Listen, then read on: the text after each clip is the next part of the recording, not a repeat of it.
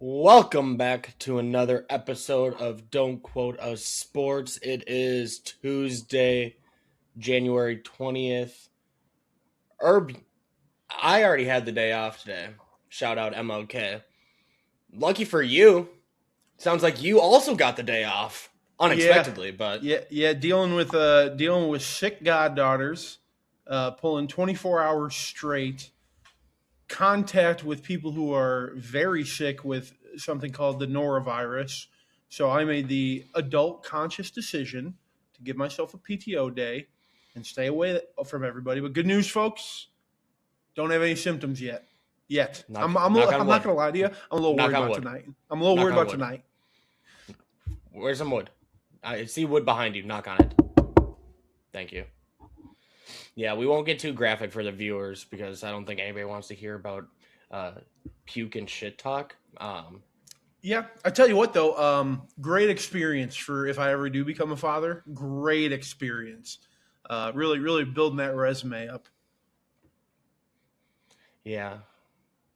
Well, to be honest, I'm glad it was you, not me. I don't do well with shit. Especially of the liquid form. So here's the fun part. These are my goddaughters. So I talked to the parents a little bit today. Big mess. I'm not going to bore everybody with it. But the mom said, she goes, well, I felt so bad because you were alone with two little ones and one of them was puking and you don't have a lot of experience. I said, pause right there. If anybody has experience, it's me. Because you know what the difference between a 5-year-old puking and a drunk white girl in the bars puking is? What's that? There isn't any. There isn't a single difference. It's all the same. I was like, I got years of this locked away just for this exact moment. The more you know. Yeah, dude. I mean, shoot, we both manage bars. You got to treat drunk people like they're toddlers, like they're infants. It's the only way to operate. Yeah, that's true. You're not wrong there. That's for sure. Not even a little bit. How's Isaiah doing? How am I doing? Oh, let me think. Oh, I saw Bert Kreischer live on yesterday. How's the machine doing? God, got blood clots in his lungs.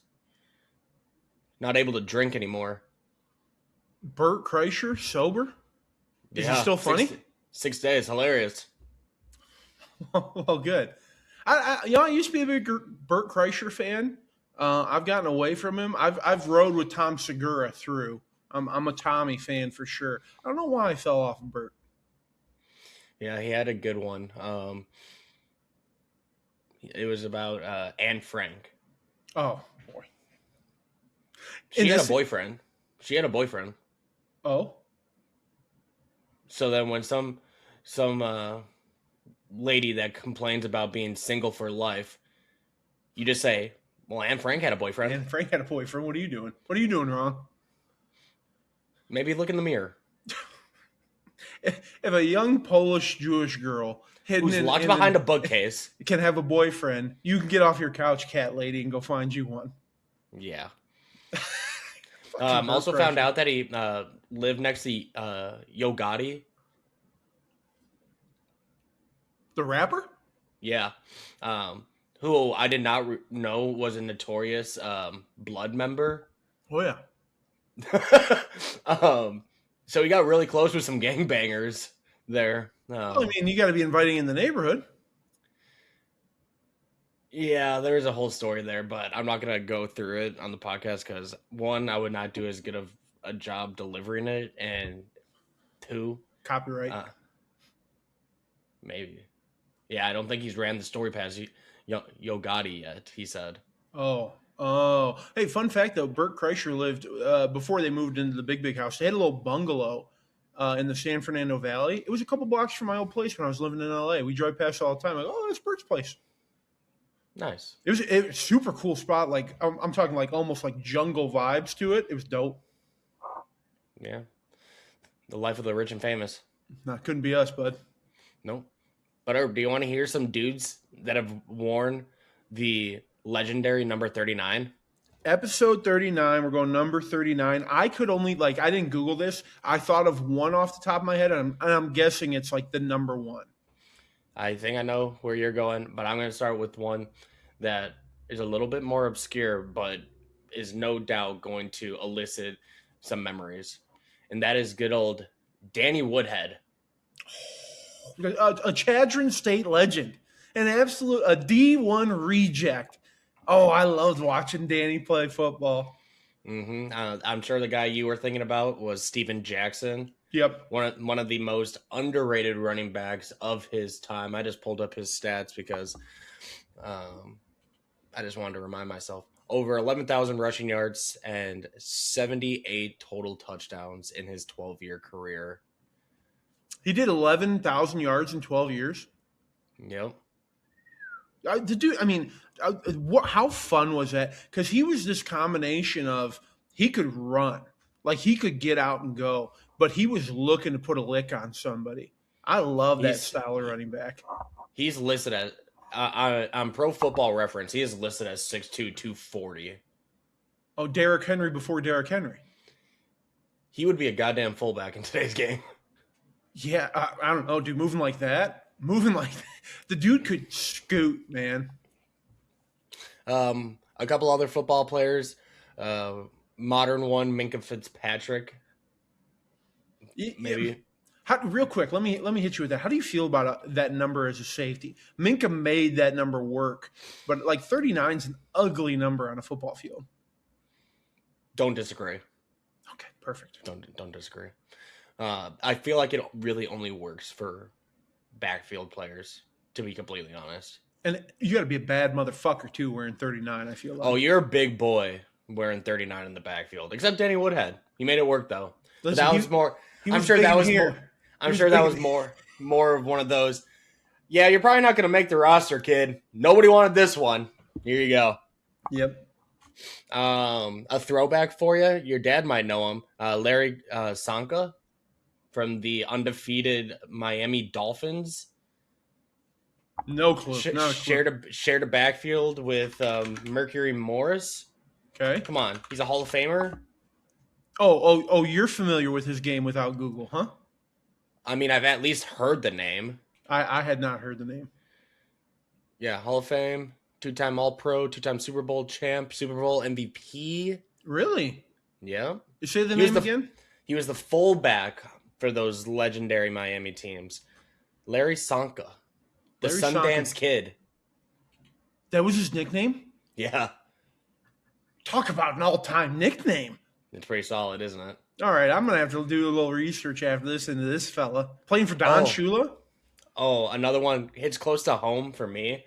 Very similar thread as Steven Jackson. Lawrence Maroney, one of the best Gophers of all time. Oh, yeah.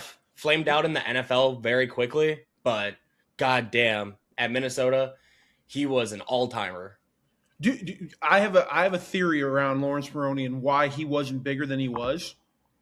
It's because Marion the Barbarian Barber was like a very similar running back, and they looked damn near identical, and he got more TV time with the Cowboys. So I think that's why Maroney falls to the side, but Marion the Barbarian takes the cake. They were carbon copies of each other.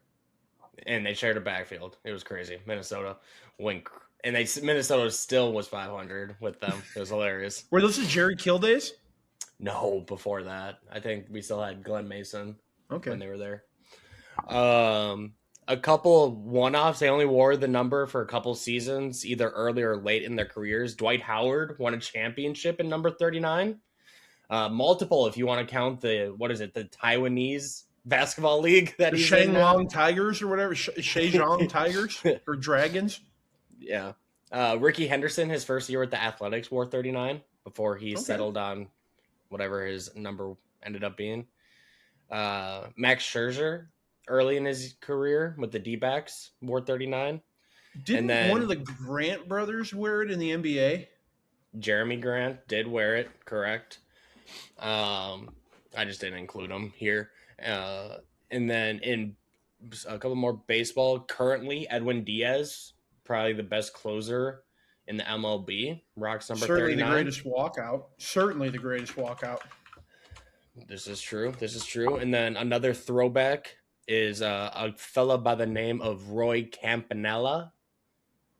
Name ring a bell, I hope. I feel like I All-time. have heard it. I don't think I'll get flamed for that one, but I don't know that I could tell you details.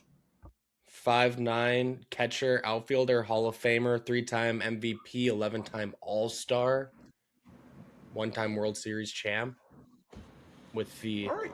Brooklyn Dodgers, primarily. Who knew that 39 was kind of stacked, huh? Some of these lately we've been like, who the fuck is that guy? We got Hall of Famers on the 39 list. Yeah, there was a couple good ones there. We'll see what 40's got in store for us. Oh, I've got one locked in. Well, I'm trying to think off the top of my head. Who would it be? It's got to be a fullback. I guess you'll wait to see, huh? I will. Yeah, I'm not sure off the top of my head. Mm-hmm. Okay. But Herb, we had some games. We are one weekend closer to the Super Bowl, and it is not without controversy. A lot of controversy.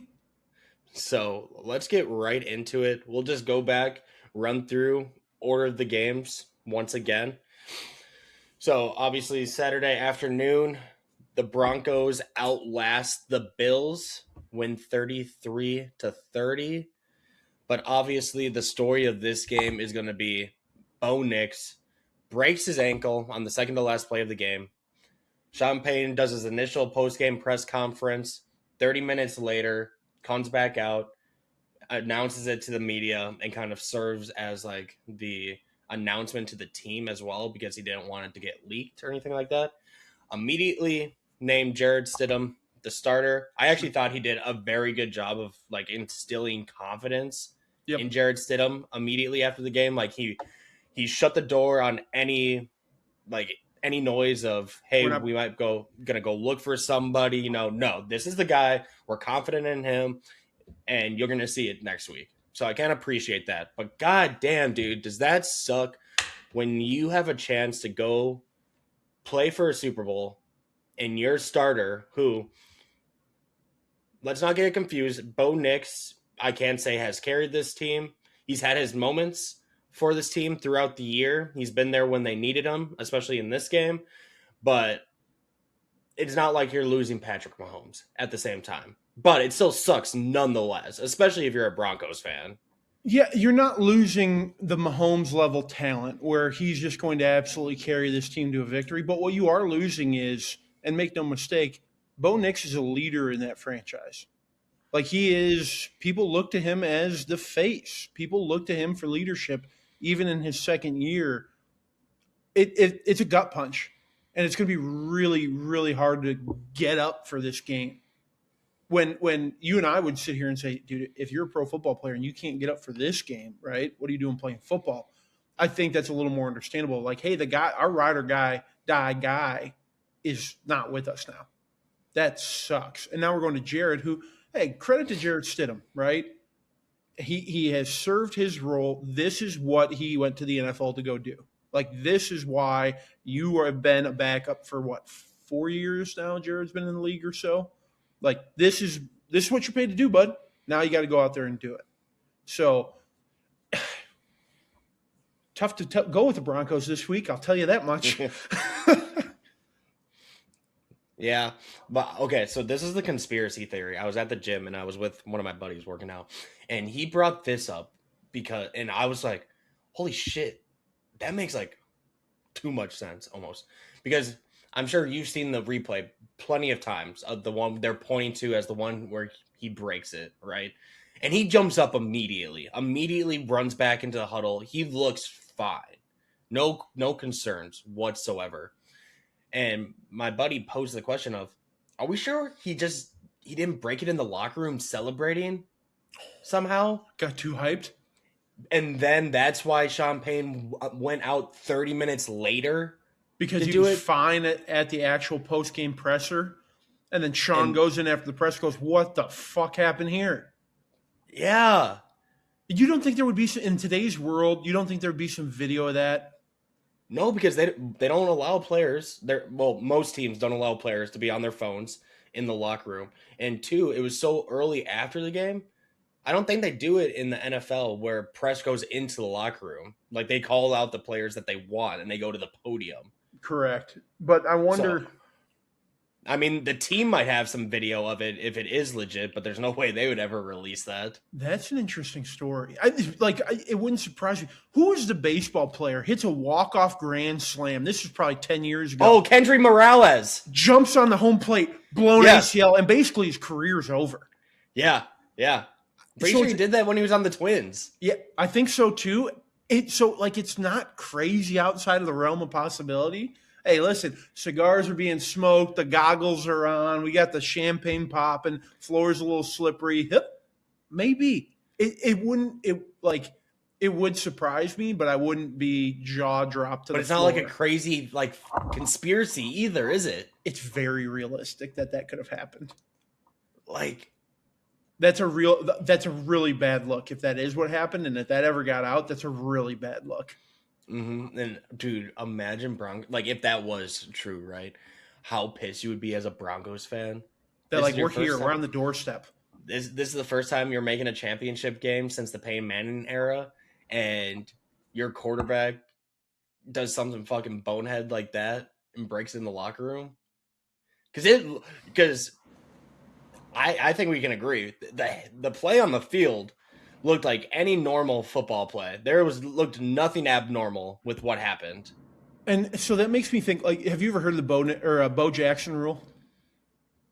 Maybe. So Bo Jackson, it's not like a rule. It was a personal rule that Bo Jackson had. Bo Jackson always said it didn't matter how hard he got hit.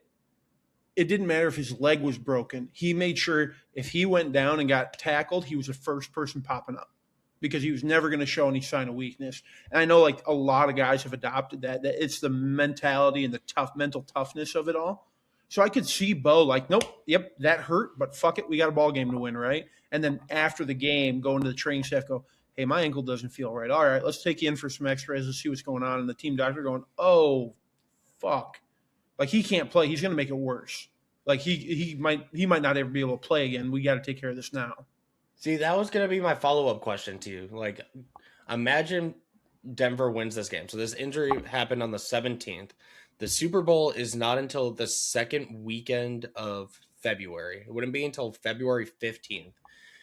You're telling me that they couldn't do the surgery tomorrow, put him in a boot, and then have some type of protective cast on it for that game with enough drugs where he's not incoherent, and he plays that game?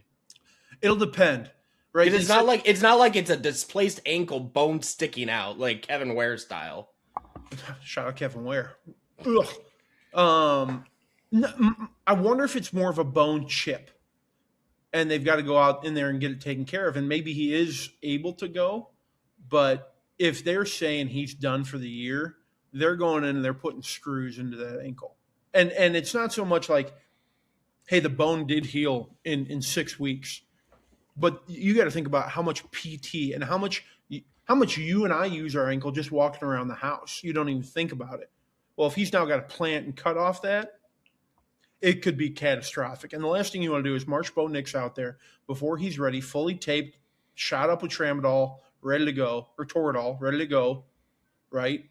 Third play of the game, he makes a cut, and now he pulls a Kevin Ware, and now his ankle is outside of his skin. I'm pretty sure if they let him play, he would not be allowed to move outside of the pocket. He would be straight out of the shotgun, no under center, can't move, and that's all he. And they either tell him, if you can't complete it, you're throwing it out of bounds or you're taking a sack. Do not move from that pocket. But even in a sack, God forbid somebody fall on the ground and it's a weird little tackle and he twists wrong and all of a sudden, it could be catastrophic and could end his career. So I think if I'm the Broncos, it's okay, we do have to shut him down, but at least we know we can get here with him. So now we're really looking forward to next year. Obviously, you would love to seize the opportunity now. Maybe Jared Stidham can do it. I don't know. Can you imagine Super Bowl in a couple of weeks? Broncos win this game. Sam Darnold's oblique gets a little bit worse. Seattle wins this week. And then we have a Super Bowl that features Jared Stidham versus who's the backup for Seattle? Jalen Milroe. Jalen Milroe in the Super Bowl. Could you imagine? How electric would that be? That would not be electric at all. I think it'd be incredible. We wouldn't know what to bet. It would be awful. I don't know, man. I think that could be a lot of fun. Just two no-name kids. Let me throw this at you because we're talking backup quarterbacks here. I got real curious and I drew a little comparison here, okay, of like how late in the year that you got to replace a starter and you can still go make a run at it. No, you know who the backup in Seattle is? Who's that? Drew Lock. A Drew Lock, Jared Stidham Super Bowl. Drew going against the team that drafted him? Let's ride. Drew Lock revenge game? Uh-oh. So, but let's talk backups here, okay? I want to rewind to the 2017 season. There's a lot of scary comparisons here, okay? But there was a team that was 11-2, crushing it. Their quarterback through 13 games had 3,300 yards, 33 touchdowns, 7 picks. Bo Nix, second-year player, 4,000 yards, 25 touchdowns, 11 picks. He goes down. Backups coming in. I'm talking about the Eagles and big dick Nick Foles, baby. It's happened before. Yeah, Carson Wentz goes down his second year. Nick Foles slides in, who had been a failed starter. Jared Stidham, a failed starter. Stars are aligning, bud. Fuck you for bringing up the 2017 season. Have to. Fucking Philadelphia Eagles. Have to. You're an ass. You're an asshole for that. Listen, you got to put your personal bias aside, and I get it, okay? But dilly is one of that play it'll be shown for the next millennium in the NFL highlights. It's one of the greatest moments in the NFL with a backup quarterback running a Bud Light advertisement play, and it's just one of the coolest plays ever run to win the Super Bowl. Yeah, the only difference there is Nick Foles got multiple weeks in advance to get comfortable with the starter role. Jared Stidham has 7 days. Yeah, and he hasn't thrown a pass. He hasn't thrown a pass since January 7th, 2024 in an NFL game. A legitimate NFL game. Yikes. And then I think, they have Ellinger too, right? I'm guessing they promoted him off the practice squad. Maybe, yeah. I mean, I like the fact that Sean Payton came out and said, we're not going to go call Phillip Rivers and see if he can come out here. Can't. Because technically he's under contract still with the Colts. Technically. Yeah. Well, fuck. I don't know if the contract's up now. But... What's Peyton doing? What's Cam Newton doing? Somebody call somebody. No, stop it. I'm just saying, Phillip Rivers played on the torn ACL in the AFC Championship game. Just saying. Didn't go well, but he did it. No. I don't know. There's something about the Broncos where it's like I want to root for them, but they're about to run into a freight train. Yeah, slow your roll there. But let's flip this on the other side. The Bills had 11 drives during this game. Fun fact, they scored on 6 of them. And then on the other 5, they turned the ball over. They didn't kick the ball once. They didn't punt once. They just had some really good arm punts there and some really poorly timed fumbles. Josh Allen was responsible for 4 of them, 2 interceptions, 2 forced fumbles. Denver scored 16 points off those turnovers. And maybe the worst part of all of it, Denver only had 14. For how good their defense was this season, they had 14 takeaways during the regular season, which was the 4th fewest in the league. And they had 5 in Saturday's game. And there's some controversy around one of those picks, right? Yep. But before we get into that one, what is Josh Allen doing? I'm sorry. How many times does somebody need to be told, tuck the ball, tuck the fucking ball? He runs around gripping it, running at full speed. Like, what are we doing? And granted, the lineman absolutely fumbled a clear recovery. Don't know how that happened. Well, I do know how that happens. A lineman just not good with balls in their hands. Hey, shouldn't eat that popcorn. But dude, this is your most important game of the year to this point, and you're just lollygagging out there, essentially waving the ball in front of them, asking them to do something. Yeah, that's literally basics. When your kids start playing football in third grade, the number one thing they say is cover the points, right? 2 points coverage. We said it, dude. And neither of us are Bills fans, but I think we both root for the Bills quietly, right? I don't think I'm way far off base on that. We said this was it. This was your chance. I don't care how the regular season went. Get Josh to the playoffs. Josh is going to go out and ball. You don't have to go to Kansas City. That's massive because that has been your kryptonite. But now it's making me question of, can they do it against anybody? Because they went against, granted, one of the better defenses in the NFL. We can both agree on that. But I expected him to go out there and just cut them up and get ahead and stay ahead. And it wasn't even close. It felt like even when they were ahead, they were behind. Yeah, really, they didn't control this game at any point of it whatsoever. But then, obviously, the other controversial play here was the interception that Josh Allen threw on a key third down in overtime on a deep ball to Brandon Cooks, where it looks like he catches it, but as he's rotating to the ground, McMillan is also there with them, wrestling with them, and it looks like it transfers over to McMillan. They rule it an interception on the field. They didn't really review it at all, like as long as they probably should have in a key moment like that, to the point where Sean McDermott had to call a timeout because he just wasn't sure what they were doing, like if they had even looked at it almost. But then the referee, his name is Carl Sheffers, said following postgame, the receiver has to complete the process of a catch. He is going to the ground as part of the process of the catch, and he lost possession of the ball when he hit the ground. The defender gained possession of it at that point. The defender is the one that completed the process of the catch, so the defender was awarded the ball. So, my question to you is, one, do we need changes to the NFL replay system?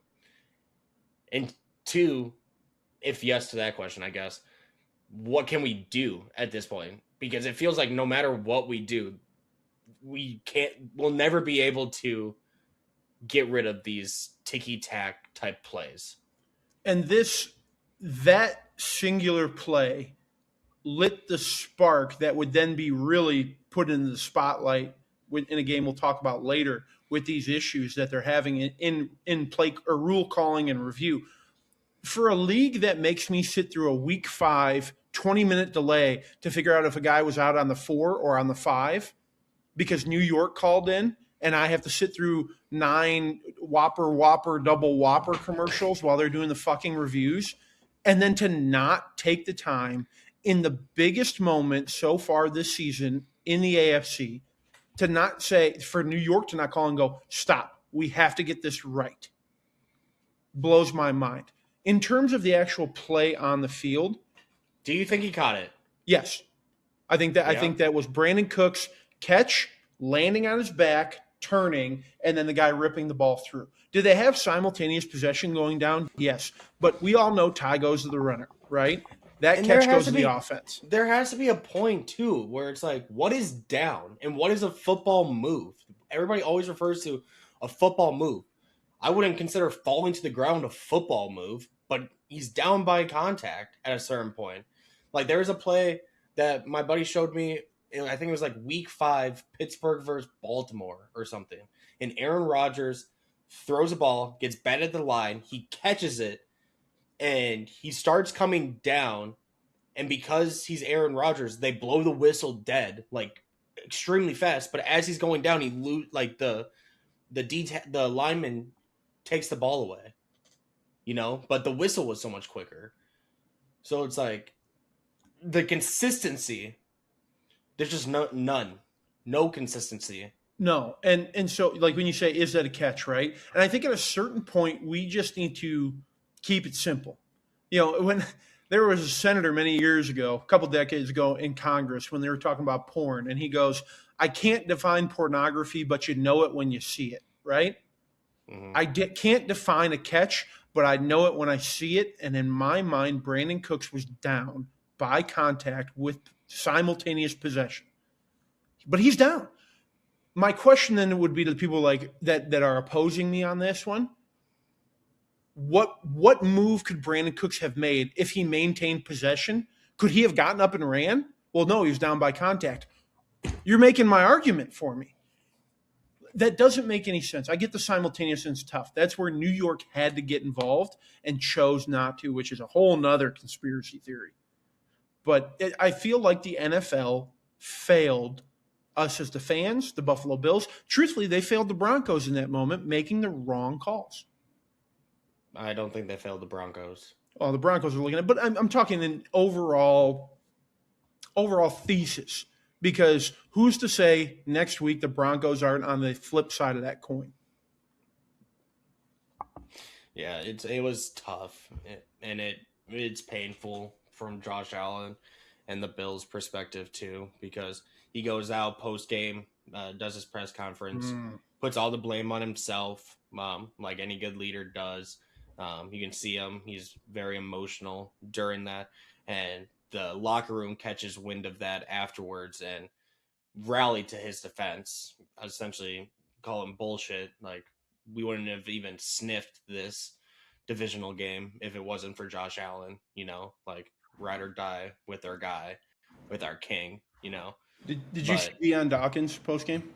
Yeah, he was in damn near tears. Heavy, dude. That was heavy. Yeah.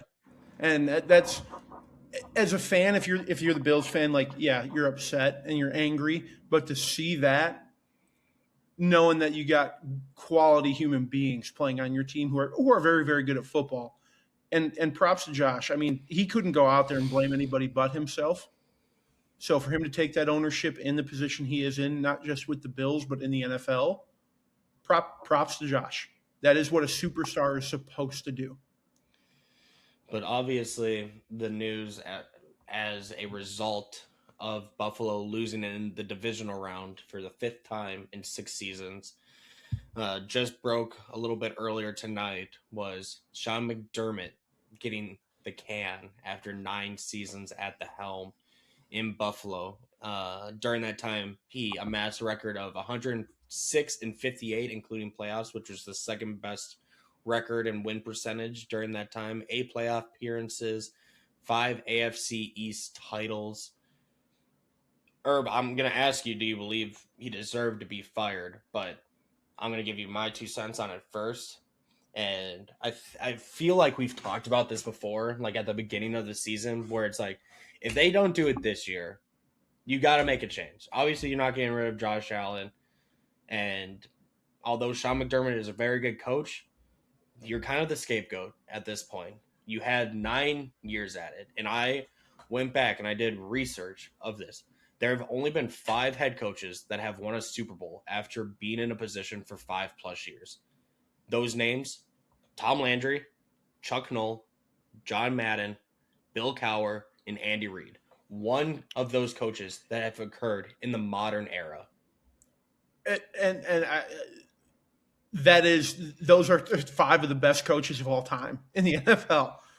And there's a reason for it. So when you ask me, did he deserve it? Unfortunately, I have to say yes, because he couldn't get him over the hump. Plain and simple. I love Sean McDermott as a football coach. As a Titans fan with an open job, and Nat Maggie is the betting favorite. Sean, come on down, buddy. For the love of God, please come down. Because he did the same thing in Buffalo, where they were perpetual losers. And he turned that in, yeah. Like, he would be a home run hire for a majority of these open gigs right now. Yeah, and I watch Cleveland be a huge play for him here. For some No. reason, I just feel like Cleveland would absolutely jump at this. No, they're going with the passing coordinator from the Jags or Mike McDaniel.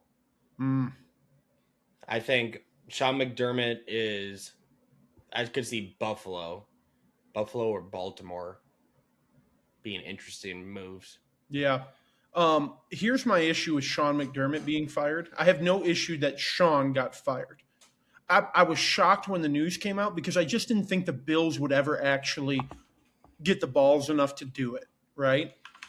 But to keep Brandon Beane as your GM is an absolute mockery. And I don't like talking shit about the Bills organization because I think they're a very, very good organization as a whole, especially in the modern era. It didn't make sense. Brandon is the one who has failed to draft Josh receiver. Brandon is one who continually drafts busts in round 2, 3, and 4, just guys that don't ever play out. I mean, of their rookies last year, Hairston is the only one that really did anything, unless I'm losing my mind and forgetting about somebody here. Do you want me to run through some of these Billy Beane draft classes? Please. Notable players. You want me to go recent and then go old? Honestly, you could give me the last 2 years and it would be damnation enough, in my opinion. So this last year, yes, Hairston, you are correct. He was solid. Yeah. And then they took TJ Sanders, London Jackson, Deion Walker, all D linemen.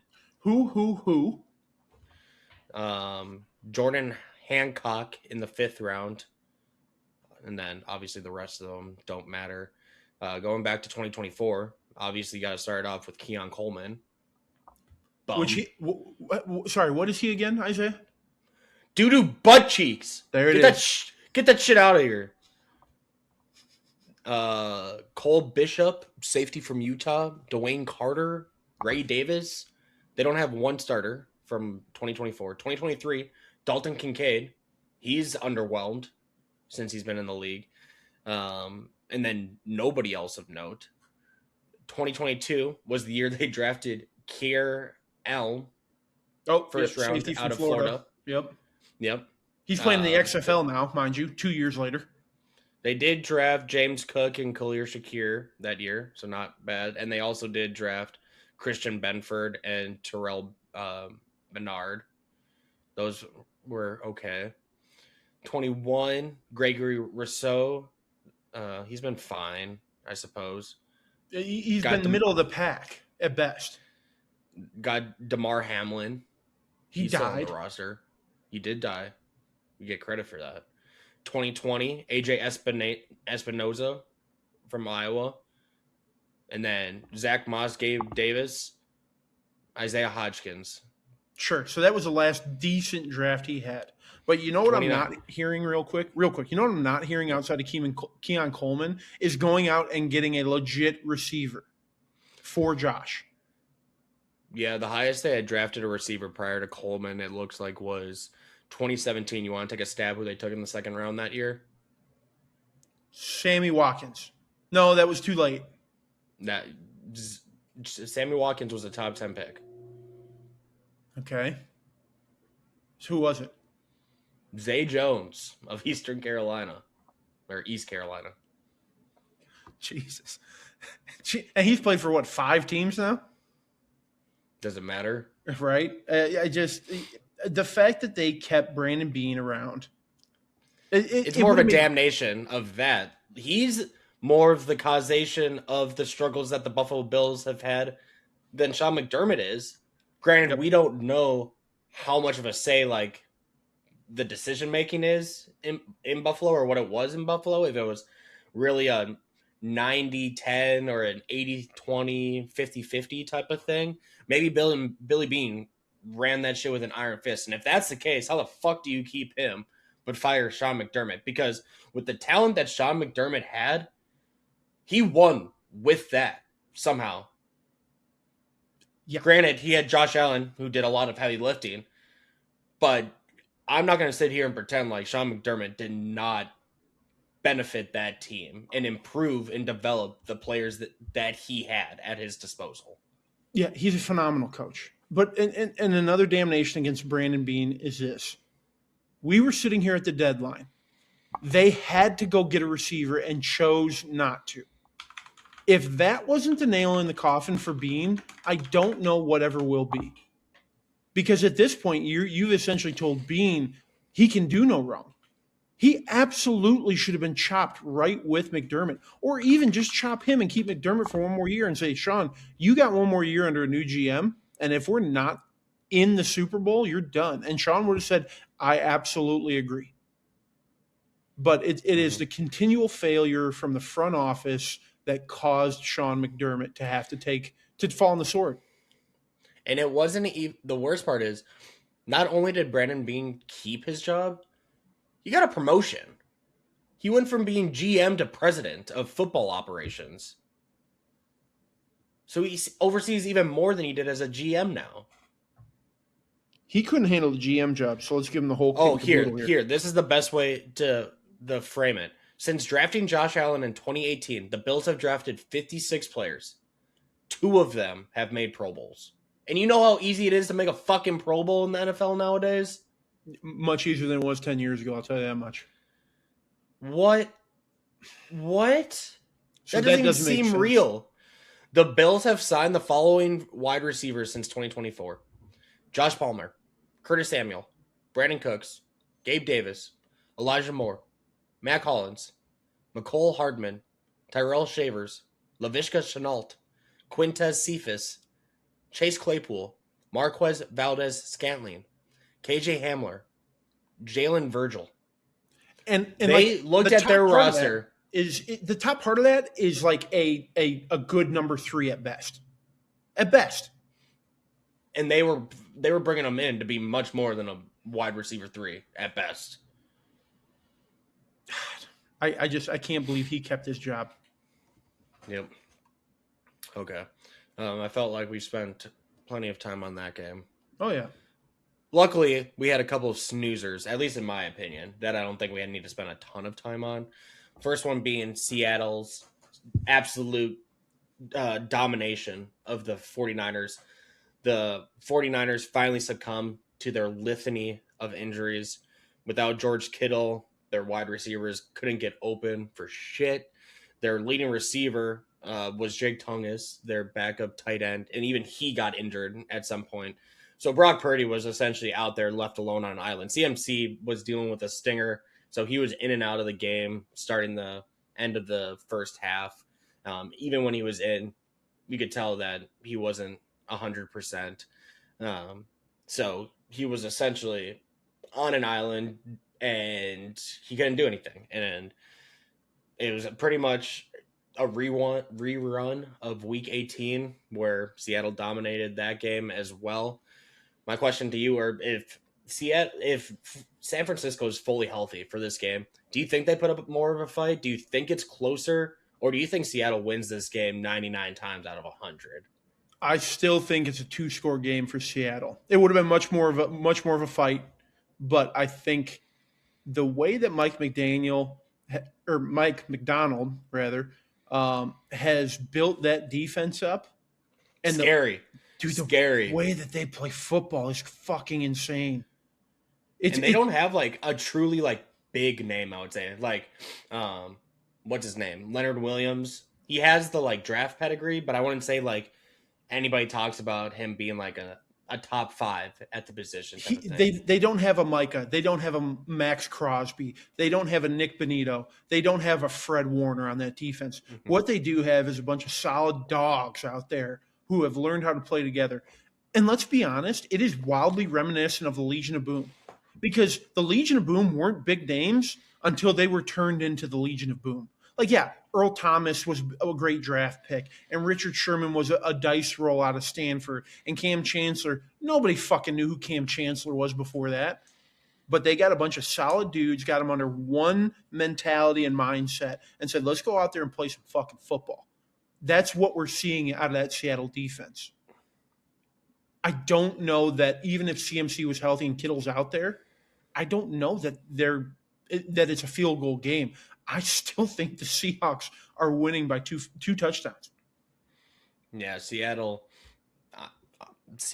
is looking. I was interested to see how Sam Darnold would come back with how he played last year in the postseason against the Rams.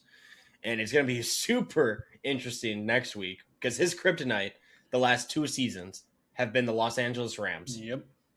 So he essentially has to take down his kryptonite for a chance to play for a Super Bowl. So it's going to be interesting. But if they can run the ball the way that they did on Saturday night, it's going to be crazy. Kenneth Walker, who we talked about plenty of times throughout this season, we just didn't understand the usage, did not understand why Zach Charbonnet kept getting fucking touches. Love the player. Love the player. With how inefficient he is been with the football. Well, one, Charbonnet, if you didn't see him, has been ruled out for the rest of the playoffs. So we don't have to worry about that anymore. But Kenneth Walker went and had one of the most efficient games we've seen in a hot minute. Finished with 145 yards, 3 touchdowns, which tied with the legend, Sean Alexander, for the franchise record. But these stats might not mean anything to you. I'll try and explain them, but I got to say them out loud because they are impressive. He generated a 63.2% success rate on his run, and the success rate measures how often plays are successful in keeping the offense on schedule. So on like first down, you need to get X amount of yards, and if you do that, then it would be you get the 2nd and 6 successful first down. Yeah, and then he had plus 34 yards over expected during that game. I just thought that those were pretty like jaw drop. Like 63.2 success rate is way above league average. I don't know what the league average is off the dome, but it's much higher, much lower than that. And first of all, you know what we call this whole thing? Advanced analytics. Appreciate you for that. That's your shtick right there. I love it. Advanced analytics. I fuck with advanced analytics. I love it. They deserve a place. I love it. But talk about if you've ever been around any high-level coaching on the offensive side of the ball, you will consistently hear the are we maintaining, are we on track? And it is, are we going to be efficient? Are we going to have that successful first down? Are we going to get to 2nd and 6? Are we going to get to 3rd and 3 or less? Like, Seattle does that perfectly. They know that they don't need to go out and throw 70-yard bangers to JSN. They do, but they don't have to because they just stay on track. They stay on schedule, and that should scare the shit out of everybody else in the rest of these playoffs. Because if they can maintain being on schedule, they're going to win the football game. And the one injury we all need to monitor this week in practice is that of Charles Cross, their star left tackle. He's day-to-day right now. I don't believe he played the entire game Saturday night. That is going to be a key name to watch because if Sam doesn't have his star left tackle protecting his blind side against that ferocious Los Angeles defensive line, it could get ugly. I want to move over to Sam Darnold because there were the reports of the late oblique injury that come into it.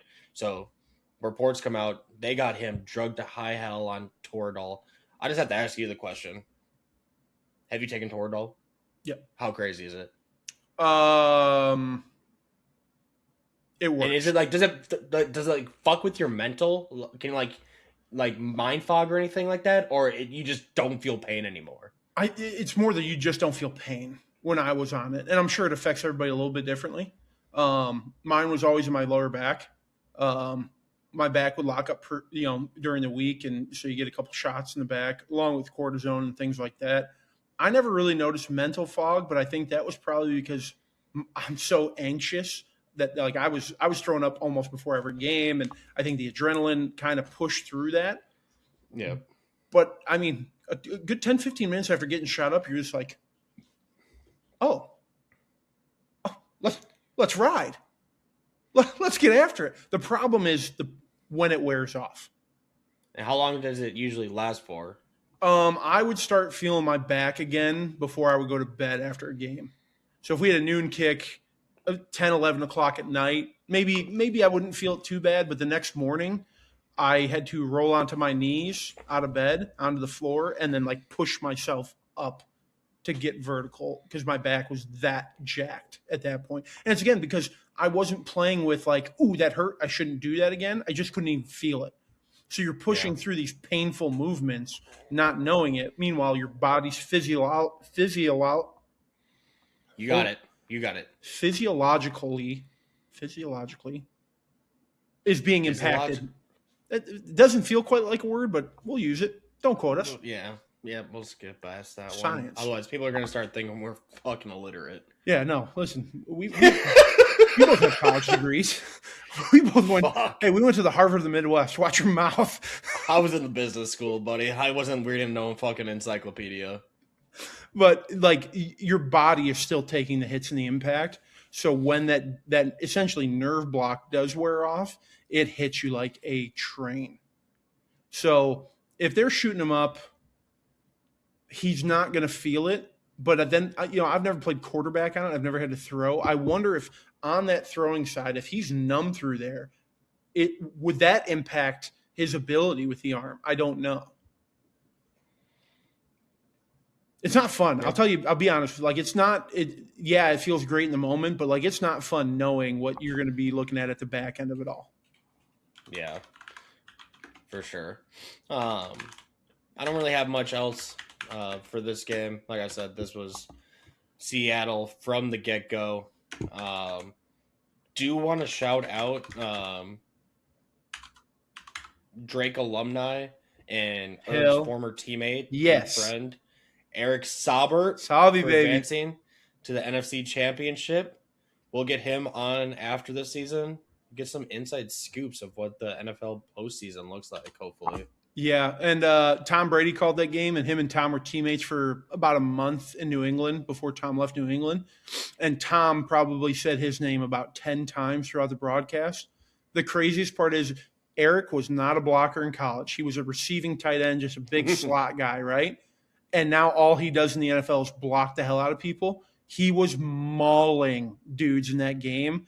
And as a former offensive lineman and a guy who blocked next to him, I couldn't have been more proud. I was so happy to watch him just absolutely running dudes down the tracks.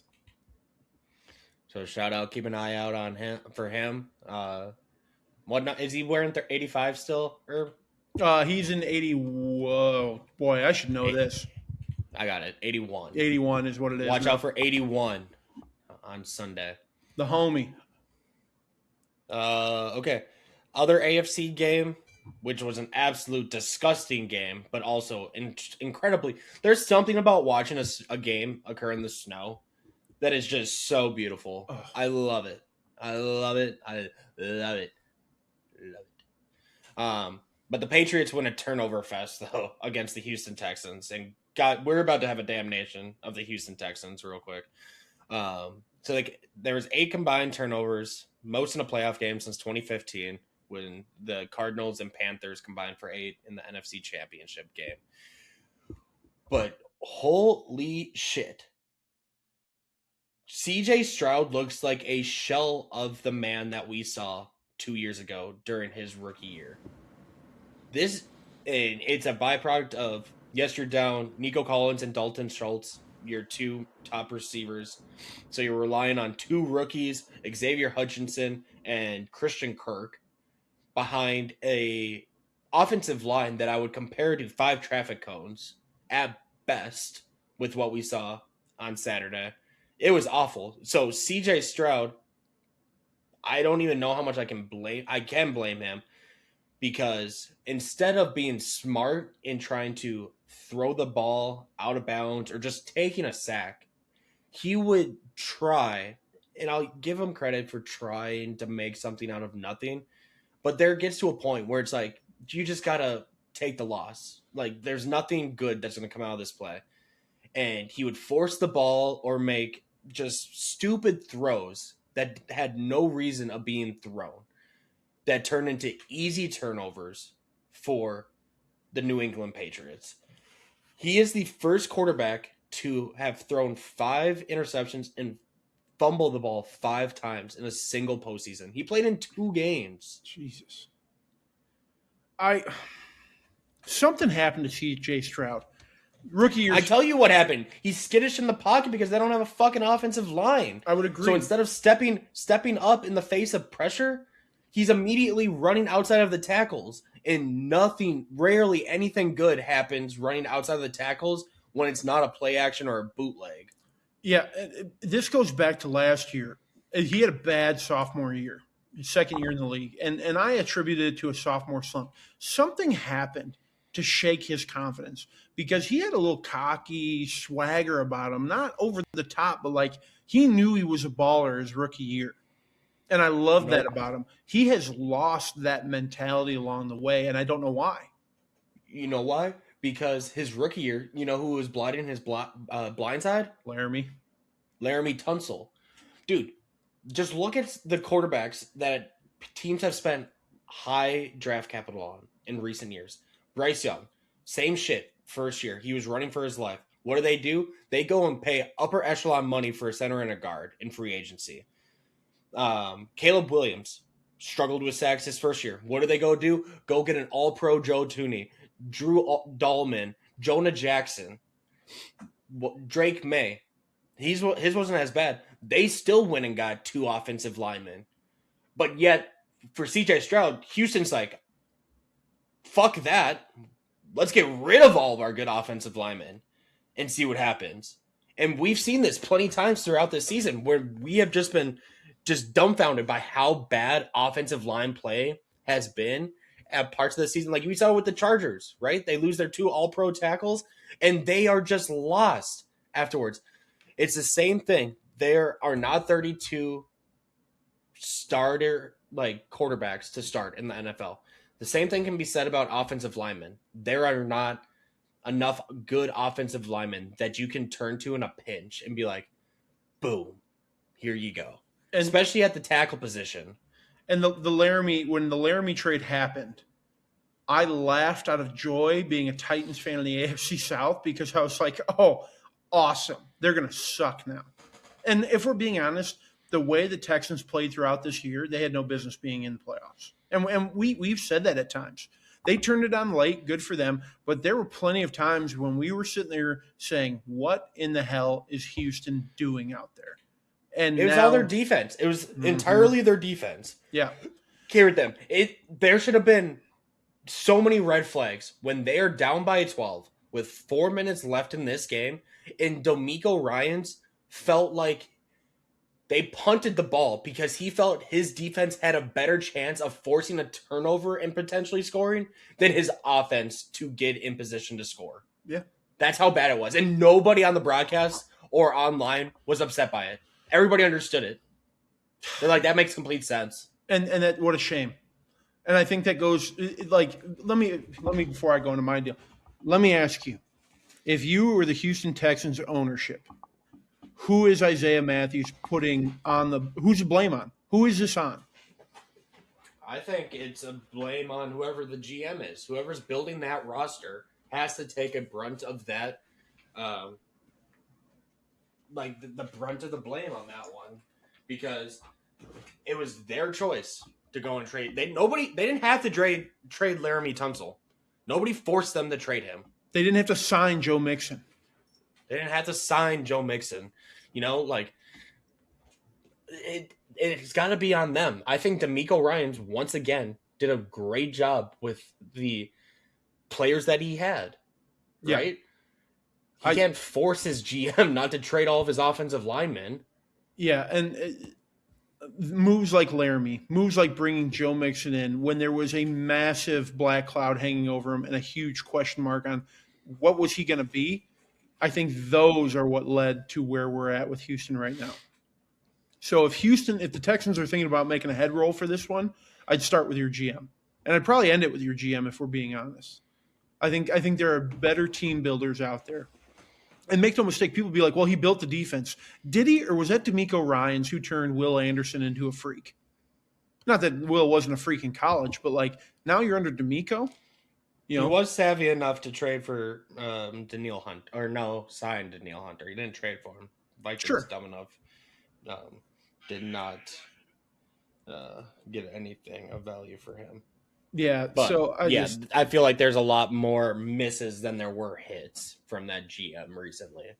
are you And out on Stroud? I saw this, right? Like his value is at an all-time low right now. What would my opinion be if the Minnesota Vikings went and made a move for CJ Stroud right now? I don't know if I want it. I'll be honest with you. Because even last year, he wasn't great. Like it's never good when your best season, you're on year 3 and your best season is still your rookie year. Yeah. I jumped into, I looked at a bunch of like Texans fan boards and stuff. You would be shocked how many people are calling for CJ I don't Stroud think to I be would traded. be. I don't think I would be at all. It's a lot. Like the decline has been noticeable over the last 2 years. But again, there's no offensive line. How can we? You couldn't put Josh Allen behind that offensive line and go out there and win some of these games. But at the same time, too, I'm also scared his development's just stunted too. Like there gets to a certain point, like a great example of that is David Carr, formerly of the Houston Texans, right? He had moments where he was you could see NFL starter, and that's why he was drafted first overall.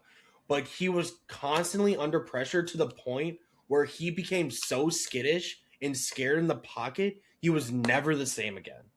And I'm worried that CJ Stroud is going to go down the same exact path. And he's going to, it's going to be a mental thing from him moving forward. You know, he's just constantly in his head worried about it. And we've seen this before with a current NFL starter, and that's Sam Darnold. So I'm going to play devil's advocate because I think CJ Stroud can do it. I 100% agree it's mental. Maybe a change of scenery would be a good thing for him. I'm not saying I want the Texans to move him, but maybe that would be the best thing for CJ Stroud. Yeah.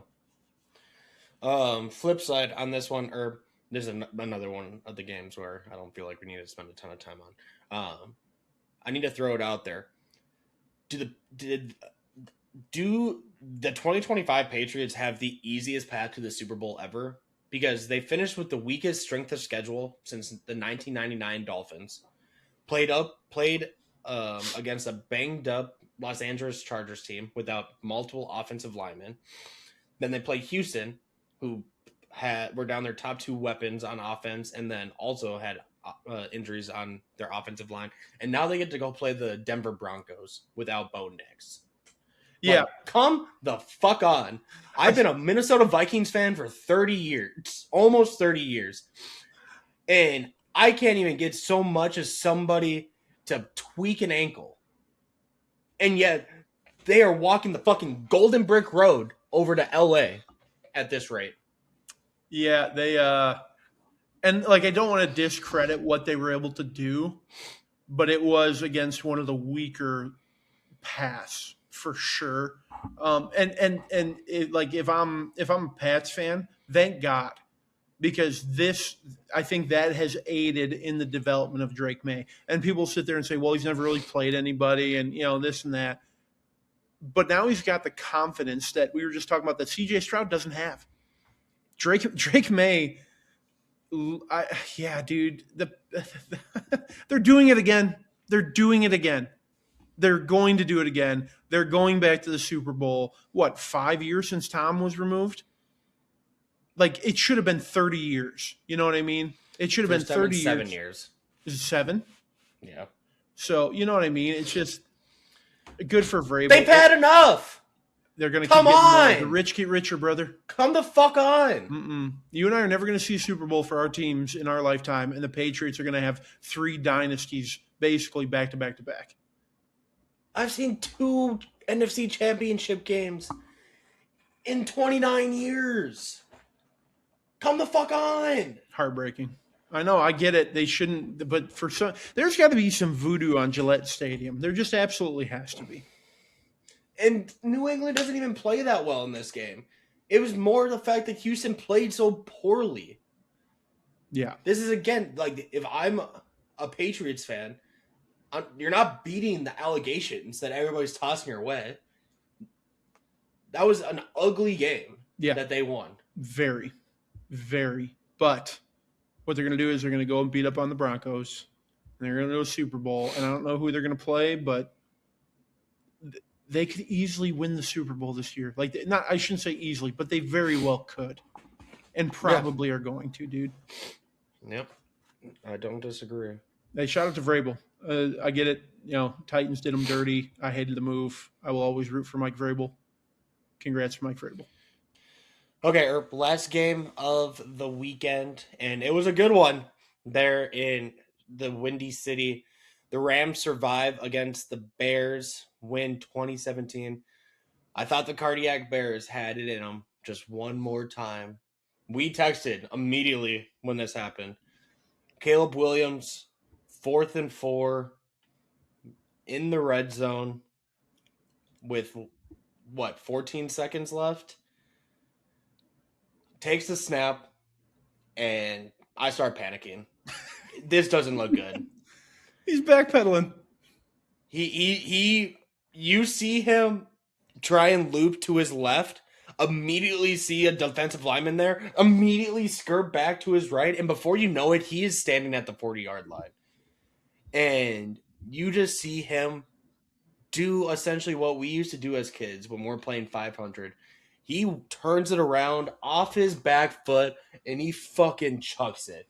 And we watch that on the TV, and we think there's no fucking way.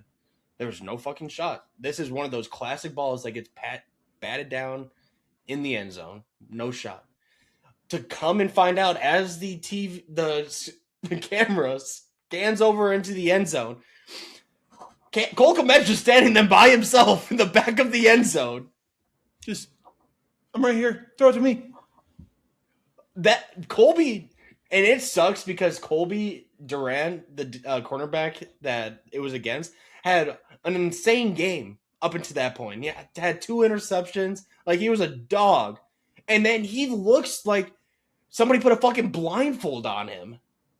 I can tell you exactly what was going through his head. He was like, there's no way Caleb's throwing the ball to here. There's no chance he's throwing it to here. Well, guess what?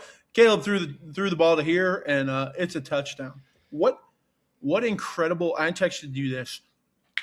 The arm talent, the ability to throw that ball to the back of the end zone was a holy shit moment. Dude, I saw the next-gen stats on it. It was over 50 yards in the air off of his back foot. Yeah, falling backwards. That is fucking crazy.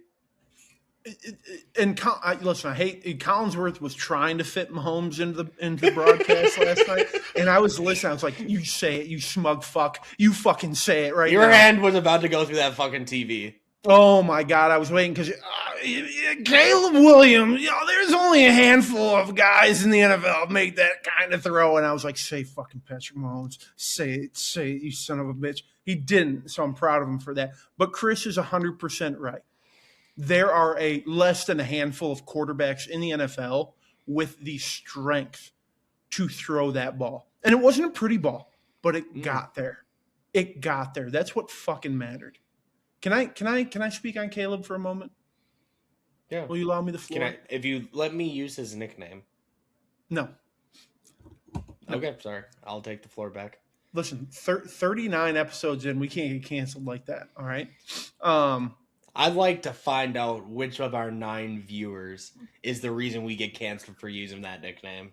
A mutual friend of ours is the guy I'm putting money on. Is it your fucking mom? Is it your mom I have to be worried of? No, hey, Kelly, if you're listening, watch yourself. Leave my mom's name out of the pot. Jesus Christ. Did I just dox your mom? You might have. You want her social too? You son of a gun. Oh, by the way, speaking of, have you gotten the gift she had allegedly sent? No, I was going to text you, but I didn't want to sound greedy. Well, no, that's concerning. Now I'm going to talk to her for on behalf of the pod. But let me have the floor for Caleb. Talk about fucking teasing. I got blue balls over here. I didn't get mine either. I know. I got blue balls. So you still haven't even hung up your sister's gift yet. I haven't gotten it yet. What the fuck? Listen, there's no love for the eldest son. I understand. They forget about you, huh? I get it. I understand. All right, Caleb. There's been a lot of knocks against Caleb Williams. Personal stuff, off the field stuff, his ability on the field, the turnovers. Bears fans, I think his entire career, he's going to give you heart attacks. And if you can live with the lows throughout the season, the highs are going to be so much better. Because I think when I was watching this guy play, his ability to get out of the pocket, his fearlessness in the run, but then to make a good decision to get out of bounds, which is a guy like Jackson Dart, you love to see the ability and the want to go run, but then the wherewithal to protect my body. He took a couple shots, too. He took a big one on that last drive. I was like, oh, shit. And he bounced right up. We're getting right back into it. I think if Bears fans can live with some picks and some bad losses in the regular season, that Caleb Williams is going to be a star quarterback for the Bears. I'll hesitate, keep him out of the top 5, but Caleb Williams is a baller. And I'm not a big Caleb fan, but he is a baller under the right system with Ben Johnson. As a Vikings fan, you should be concerned about what the Chicago Bears are going to be for the next 5 years. Yeah, he definitely feels like he has like the Brett Favre gunslinger in him. Like he's not scared of making any throw. He will attempt any throw out there for good or bad, right? But he's mobile. He's more mobile than Brett Favre was, which is scary. It's creative. Yeah. What he can do off script is the scary part. Especially in a Ben Johnson offense when they can go off script intentionally. Yeah, it's designed to go off a script, right? So I couldn't help myself, especially late, just thinking he's carrying this team. He is absolutely shouldering this as a second-year guy and isn't blinking. He's staring down the barrel of the gun, and I love to see that out of young quarterbacks. And again, I don't think it's so much a cockiness that I'm the best quarterback that's ever played football, but it's a confidence that I can make every throw that I want to make. And he's going to make 95% of those. He's going to fit into tight windows, and he's going to throw balls for Bears fans that they're going to go, what? And it's going to be a touchdown that's like, how the fuck did he do that? Yeah. He's that type of quarterback. Can we talk about one of those interceptions, though? And probably the most important one of that? The one you texted me about? The one that occurred in overtime with the game on the line? DJ Moore might have just blackballed himself from another big contract with the fucking effort that he showed, not just on once that pass was thrown, it was the entire route. It looked like he was jogging. Like he had no expectation of that ball being thrown at him. And even when once the ball was thrown at him, he made no conscious effort to even make a play on that ball. Yeah, if you watch it back, the route design between 1 and 2 off the left side was beautiful by Ben Johnson. It did exactly what you needed it to do. And if DJ just keeps running at speed, I don't know that he's going to make the completion, but he's going to fight for the ball. Yeah, he's going to be right there with the defensive back at least. Yeah. And I bet you those conversations are taking place in Chicago office right now of how do we get rid of this guy? Because in the biggest moment of your Bears career, and maybe in DJ Moore's career as a whole, he failed, plain and simple. And it sucks because he's had such great moments throughout this year, especially, and last year, that it's like, dude, for that to have been the stamp on your Bears career, fuck, man, come on. You're an all-pro wide receiver. Yeah, mark my words. He will not be back in Chicago next season. And Chicago fans don't want him back because of one play. He's had, ever since he's been in Chicago, mainly since Caleb has taken over the last 2 years, I feel like he's had a couple of these moments where he just looks lackadaisical, does not give a fuck. I don't disagree, but none bigger than this. It is just, I'd be so pissed as a Bears fan. I would be pissed if I was Caleb. After the game, I just put my body on the line. I'm taking shots here. We're trying to go out and be something that nobody thought we could be with Caleb Williams and Ben Johnson. And because you didn't give a fuck on the top half of that route is why we went home. because that changes it. Even if it falls incomplete, right? At least they get Taylor, one of the best punters in the league, who probably can go and pin LA back within their 10 at least, right? Instead, they get the ball at the 25-30, I think it was. Makes it a lot easier. And the Bears defense was playing well, like really well. Oh, they exceeded all expectations. Going against the number one offense in the league. I hate putting it on one play and one guy, and if he would have done this one thing on this one play, we would have won the game, because it's not the truth, right? If you converted better on third down in the first half, you're not in this situation. They went for it on fourth down 3 times in the Rams red zone and didn't convert. That's at least 9 points if they kick field goals. Correct, but seemingly this one is on TJ. Because it wasn't a bad ball. It wasn't a terrible ball. It was a very catchable ball, or at least make a play on the ball. Yeah, it looked bad in real time. As you see, you're like, what the fuck are you throwing at, right? But then you watch the replay, it's like, you got to be shitting me right now. God, it was such a beautiful route design. It made the back or the front side safety make a decision, and he did, and Caleb made the right choice. So I don't put that pick on Caleb. I put that one on DJ. Like, come on, for the amount that he's getting paid, I think is what pisses me off the most about that. Yep.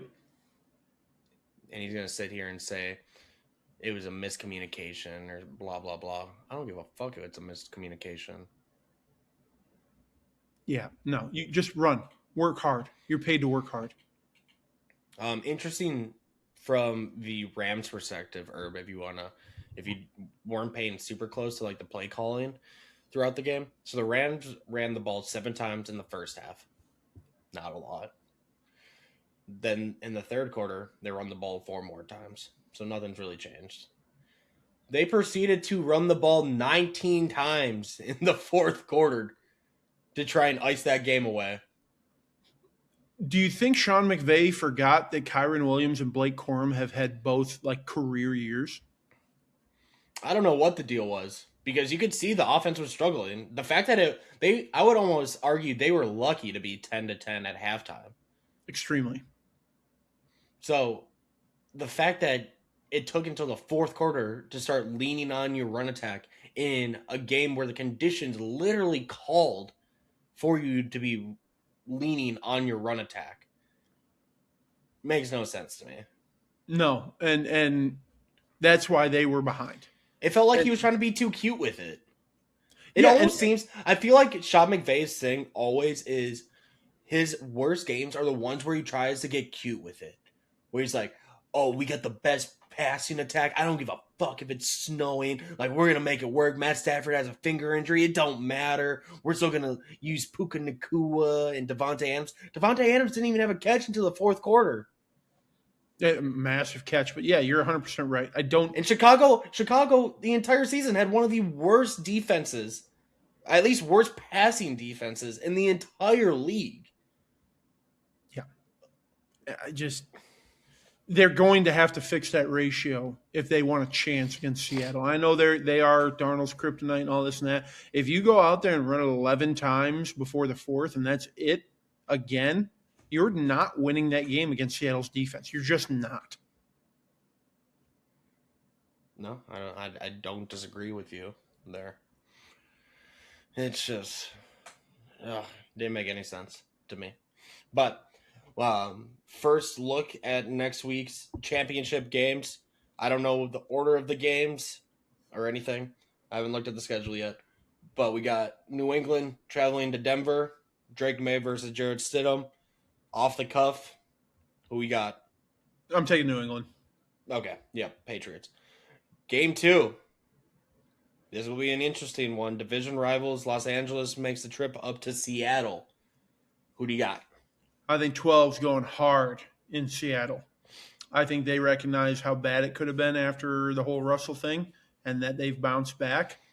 I'm taking Seattle not just because of how elite their defense plays, but because I think that offense is rising to this occasion. It's going to be all about it. Can you stop Jared Verse? Can you stop Braden Fisk? Can you get a hold of those guys early and make them want to quit? I'm taking Seattle in this one. Whether Charles Cross is in or not, Gray Zabel up front is a freak. I think he could play left tackle for him if they need him to, the rookie. I'm taking Seattle, and I'm taking Seattle with some confidence.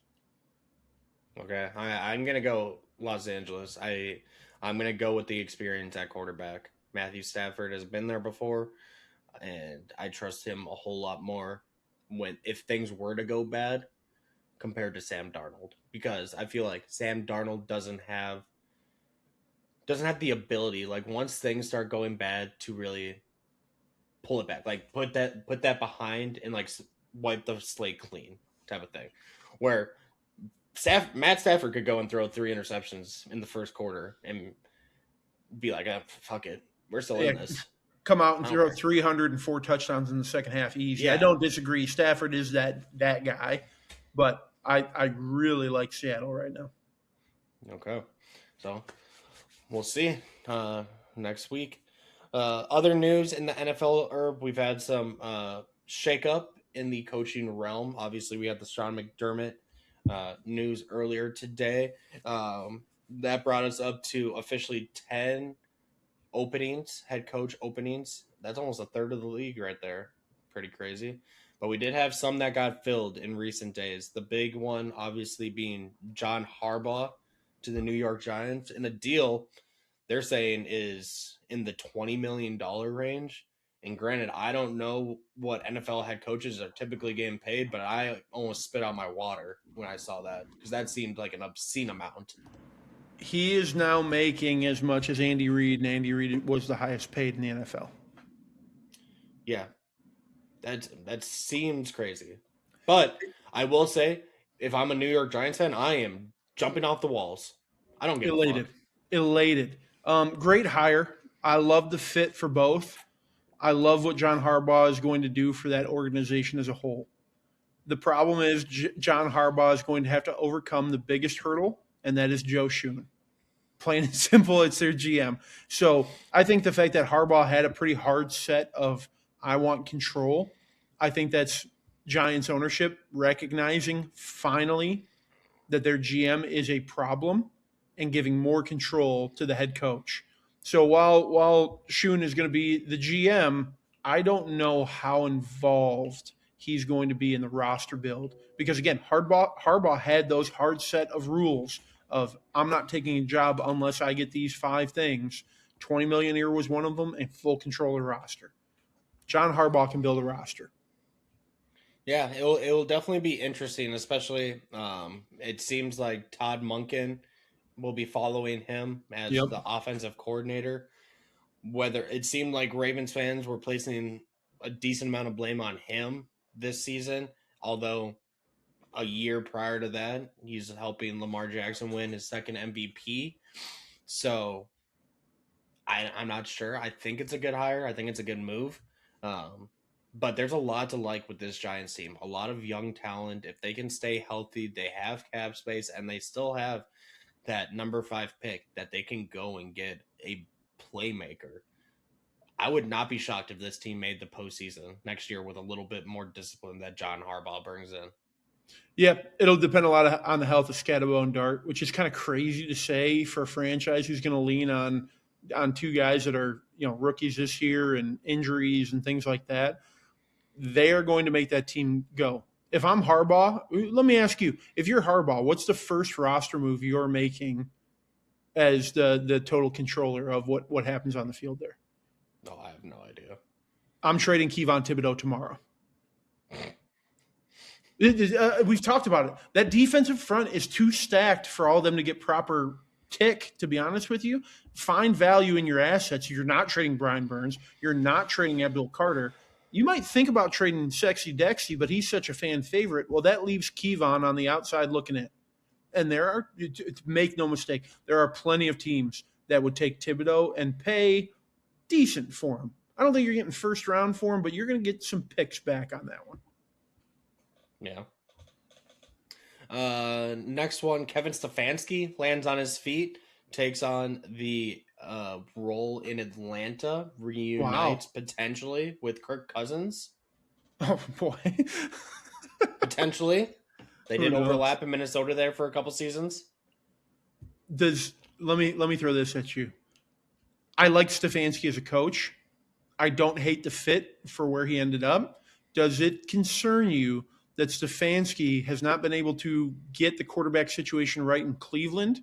And now the biggest question out of Atlanta is the quarterback position. Is that call for concern? I have no idea. But I do know he's a good offensive coach, and they got a lot of good offensive players. So if he can figure out the offense, the quarterback, Atlanta could be in a good spot. The key question, he must have some belief in Michael Penix, because you don't take this job. He either has belief in Michael Penix, or Arthur Blank told him, hey, if it doesn't work out this year, you get to go get a quarterback the following season. Which would be the smartest choice. Run Penix for a year. If Stefanski can't get it out of him, then we're going to go and get a quarterback in arguably one of the best quarterback drafts of the last 30 years. Exactly. So I'm sure there is some type of like nudge agreement on that one. And then lastly, also right before we started filming tonight, Dolphins hire Packers defensive coordinator Jeff Hafley as head coach. So I don't know how I feel about that one. He was the former head coach at Boston College. They stunk. Then he got the defensive coordinator in Green Bay. They weren't like, they were good. I wouldn't say they were great. I thought this job had Clint Kubiak written all over it. I don't love this one. It doesn't feel like it's a move to point the ship in the right direction and build towards something. This feels like a bridge coaching hire to get you through whatever's left on Tua's piece of shit contract, and then you can cut Tua and fire the head coach all in one foul swoop and just call it good. That's what this feels like. I might be way off base. Packer fans, let us know. But it doesn't seem like this is a winning hire for me. No, it doesn't. It seems so. Miami did just hire a new GM. Name is John Eric Sullivan. But Sullivan and Hafley have overlapped the last 2 seasons in Green Bay. So I'm sure the familiarity there did a lot of favors for him. Oh, no doubt. It's just even of like the defensive names, like coaches that were being mentioned in this head coaching cycle, Jeff Hafley was not one that was high on my list. I would put Jesse Minter above him. I would put Chris Shula above him. Robert Saleh. Robert Saleh, Brian Flores. I'll put all 4 of them above Jeff Hafley. Yeah.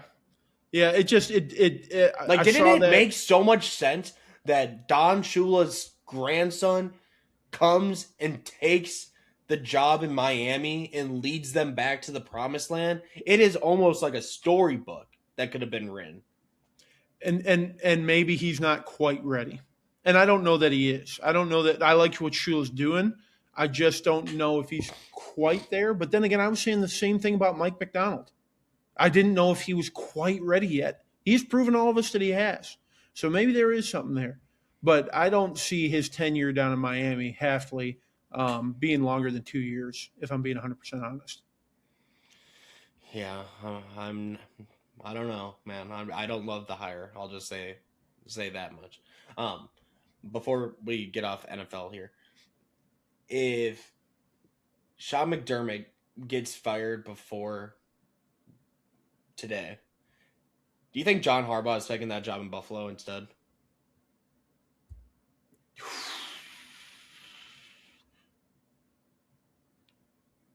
Oh, wow. I mean, the opportunity to coach Josh Allen in that offense and build that is intriguing. I don't know that Buffalo would have been willing to pay $20 million a year. Doesn't matter. It's not against the cap. True. Yeah, I mean, yeah, that would have fit. I don't know. I don't know that I love John Harbaugh with the Bills more than I love him with the Giants right now. Okay. I was just curious. Yeah, no, that's a great question, though.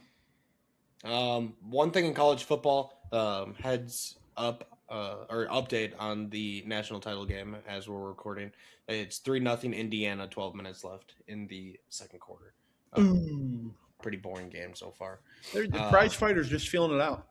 But Herb, I'm sure you know that the transfer portal closed at 11:59 Friday night Eastern time, and there happened to be a team out there Friday morning that was still in dire need of a quarterback next season who happens to be playing tonight. And that is the Miami Hurricanes. Since Carson Beck has been in college for about 17 years now, he has no more eligibility left. And they don't have confidence in whoever the backup is on the roster. But there was nobody else left out there in the portal. It had been cleaned up. All the big names had already signed elsewhere.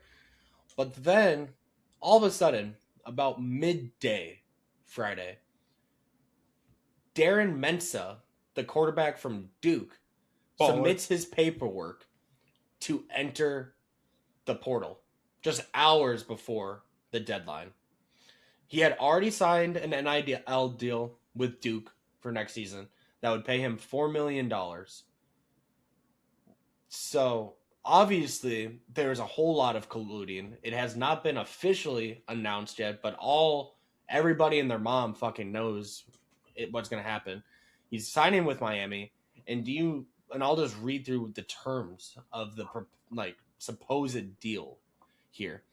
So one, he gets a buyout of his Duke contract, which is a big thing because essentially unless they're able to terminate it, they hold all of his NIL rights. So that means he wouldn't be able to get any of the revenue sharing from Miami, any of that good stuff. So he would they would buy that out, terminate it.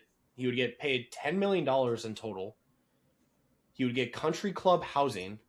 He gets a full-on Adidas deal campaign.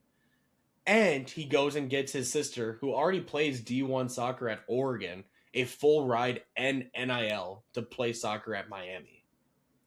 That feels illegal as fuck.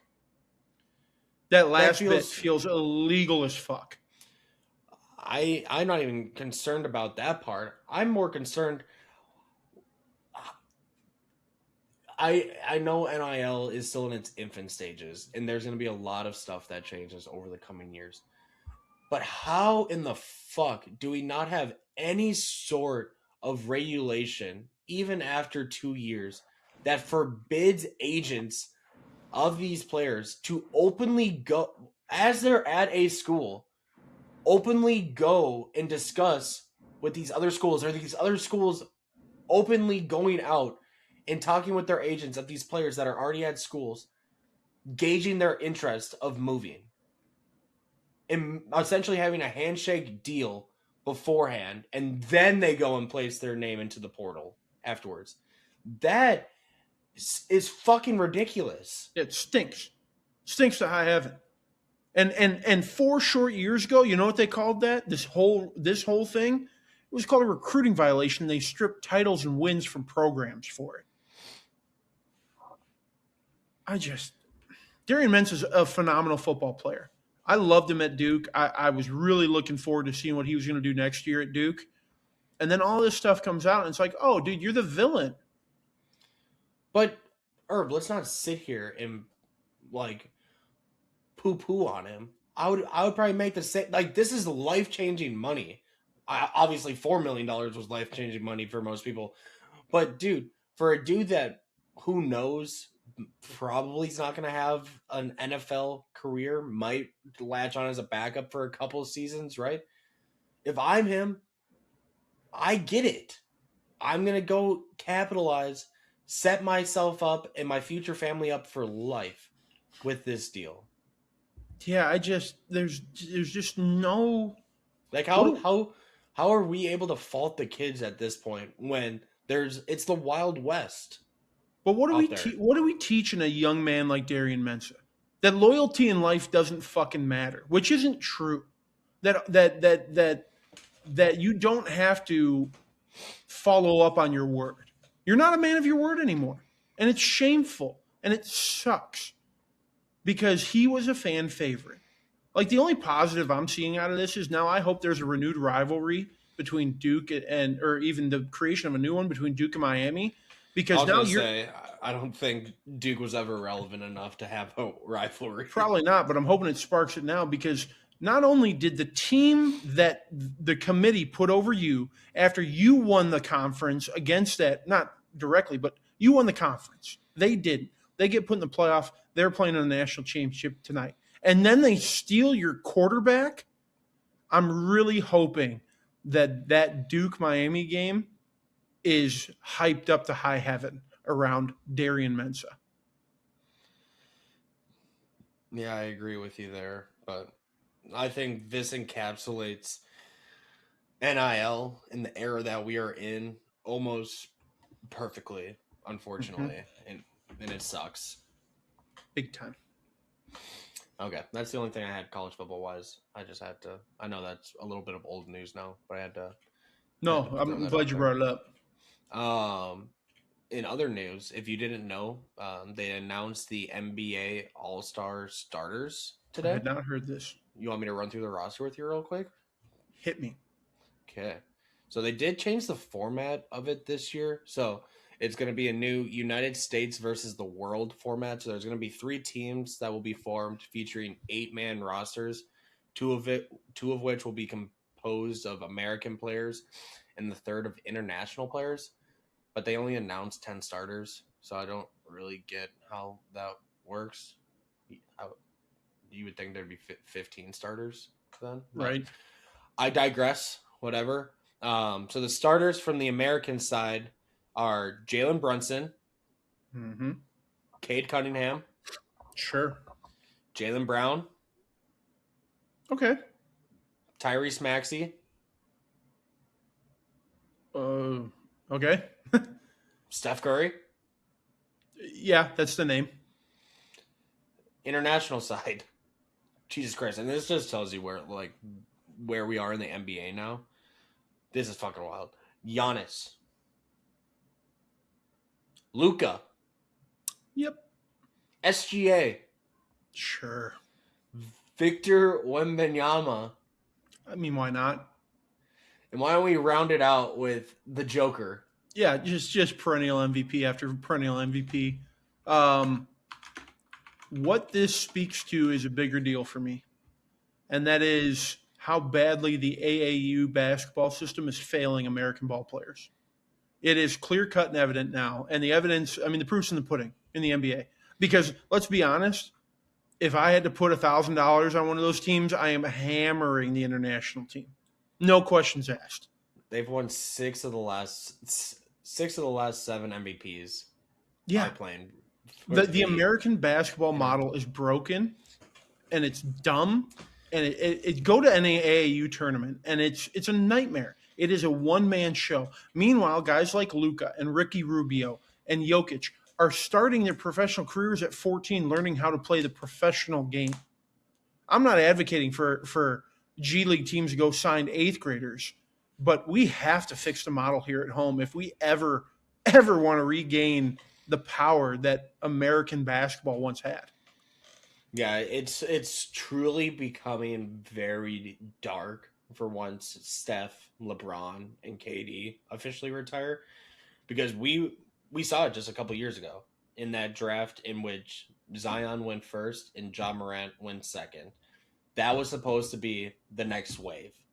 2 talented, fun American players that were gonna take the mantle, essentially. And I think we both can essentially say at this point that's not going to happen. Nope. Like, what does Team USA look like at the next Olympics? Or I should say, the Olympics after LeBron, Steph, and KD are done.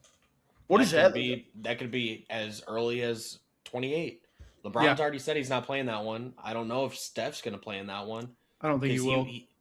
He would be the youngest, because I think he would only be 38. So he still technically could play. I think KD would be 39. But I don't know. And let's be honest, like, this is, I think, truly, this is Steph's last run. I think this is his last year, whereas I think KD could probably play for another 2 or 3 years if he wanted to. I think Steph plays for another year still. I don't think he's done yet. I don't know. I think there's something about this year and watching him play, and it just feels that type of way. Yeah. Yeah, it definitely is concerning. The only benefit or good part, I guess, is the fact that all these guys aren't from the same country. International guys aren't from all the same country.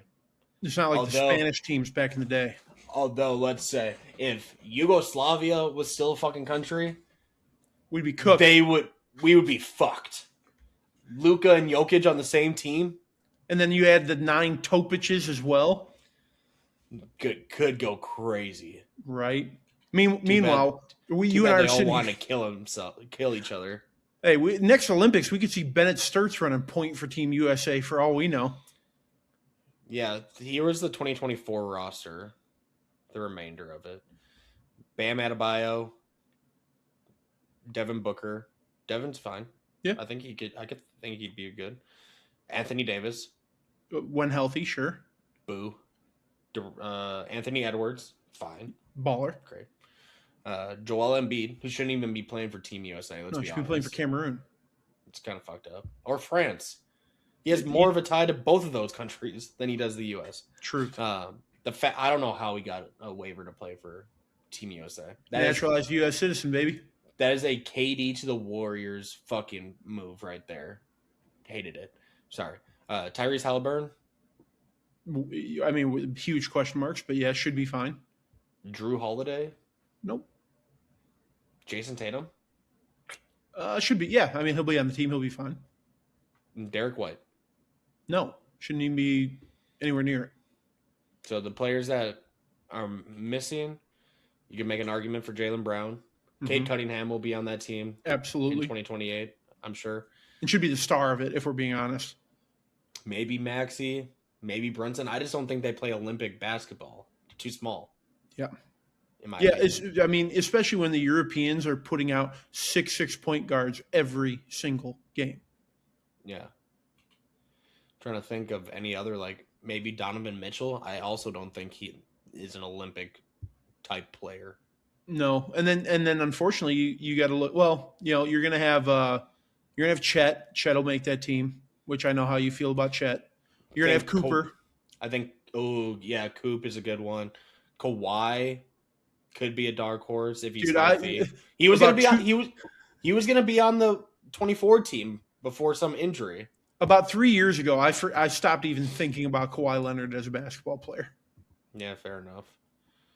But then it gets kind of bleak from there, to be honest with you. Michael Porter Jr., no. Keontae George, no. Jalen Johnson, maybe. Atlanta, we both like Jalen Johnson's game. Yeah, but does he fit on Team USA? And then you got to look at the guys who are going to be coming out now. Guys like Darren Peterson, guys like AJ, guys like Boozer. It'd be too early. I know, it'd be far too early. I think at least the men could have a say just because of what he brings on a defensive end. Oh my God, we're forgetting a huge name. I mean, he's not a big, huge name yet, but he will be on that team, and he's your boy. Who? Con Knippel. Con Knippel is going to make that Team USA, and all they're going to do is shoot the fucking ball, Con. LaMelo might end up on Team USA. Ooh, I don't know. I don't even know if he's gotten selected as one of the how they have the select roster. They have a huge roster of 30 players or something they bring in. I don't even think he's been named to that yet. Well, I tell you what, if we're sitting here and we have real concern like that, I think we have to. But we're not talking about centers at all. And the international game is a big man's game. Bam yeah, but that's it. Is the only one. Yeah. Chet's not going to bang down low with Wemby and Jokic for the entirety of the game. He can bang down with Wemby. He can't bang down with Jokic, though. But I'm talking okay, hey, Wemby's coming out. Chet, who do you got? Oh, Joker's coming in. Fuck. Does Cat qualify as Team USA, or is he Dominican? No, he would qualify for us. Otherwise, Jalen Doran from Detroit. He could be. He's improved a lot this year. He can be a dark horse.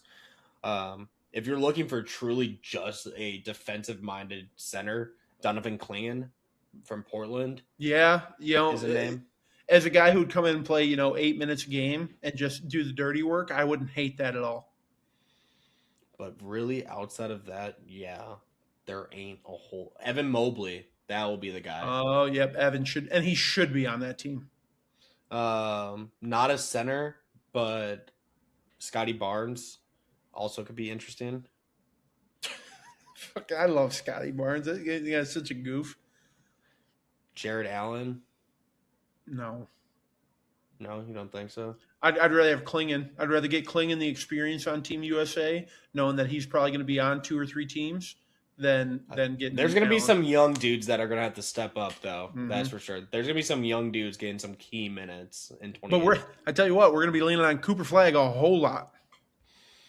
Yeah, thing of all those names that we just listed, who's going to be the guy?